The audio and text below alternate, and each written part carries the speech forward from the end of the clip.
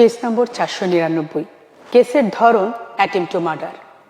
যে হুজুর, যাহা বলিব সত্য বলিব, সত্য বই কোনো মিথ্যা বলিব না। আমি পরিবানু, স্বামী সালাম মিয়া, হেরে বিষ দিয়ে মারতে চাইছি। এ কথা আসমান জমিন সান সুরুজের লাহান সত্য। আমারে ভুলেও সাইরেন না হুজুর। এবার সারা পাইলে হেরে দাও দিয়া জবাই দিব। হের মাংস কাইটটা কুড়ি কুড়ি কইরা হেয়াল কোত্তারে খাওয়ামু। হের পর হের মায়ের মুখ খান সায়া সায়া দেহ। পরিবানু, পরিবানু আপনি শান্ত হন। আপনাকে দেখে খুব ঠান্ডা স্বভাবের মানুষ বলে মনে হচ্ছে। আপনার মতো একজন মানুষ এমন একটি কাজ করতে পারে আমার বিশ্বাস হতে মন চায় না।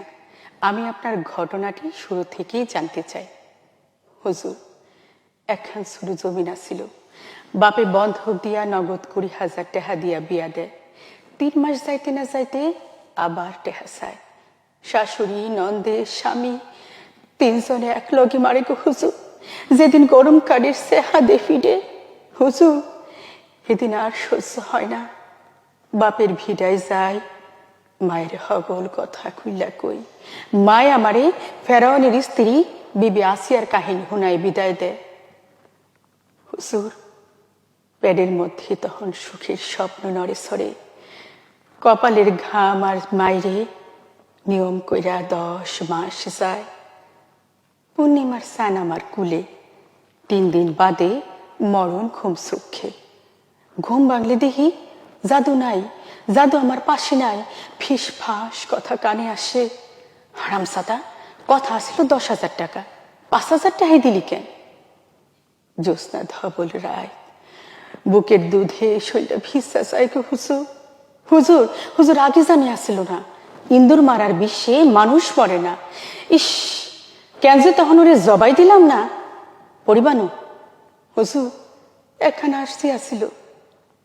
আরজি আসিল আমার, শুনবেন আপনি? হ্যাঁ বলেন।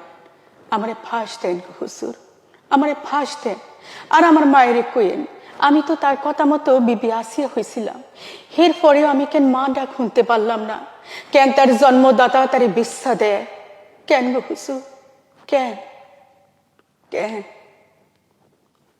চমৎকার। আমি আসলে কবিতার ভেতরে ছিলাম একদম, মানে নির্বাক হয়ে গেছি। এরকম আমি জানি না যিনি কবিতাটা লিখেছেন তিনি আসলে কোন প্রেক্ষাপটে, কোন ঘটনা প্রবাহে এই কবিতা লিখেছেন। কবিকে অসংখ্য ধন্যবাদ। ধন্যবাদ আপনাকেও এত চমৎকার করে কবিতাটি আবৃত্তি শোনানোর জন্য।